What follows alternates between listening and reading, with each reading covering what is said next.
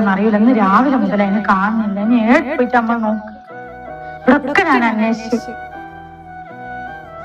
ഇമ്മാമനെ കാണാനില്ല. അത് നീ എന്തിനാ പോകുന്നത്?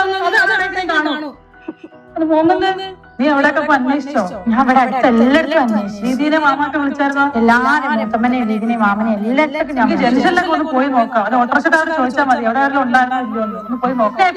പോയത് നീ എന്തെടുത്തോണ്ടിരുന്ന് നോക്കട്ടായിരുന്നോ? അത് ഞാൻ നോക്കായിട്ടാണോ? അത് നമ്മൾ ഇന്നലെ പറഞ്ഞത് കേട്ടോ? മക്കളാരെങ്കിലും പറഞ്ഞോ?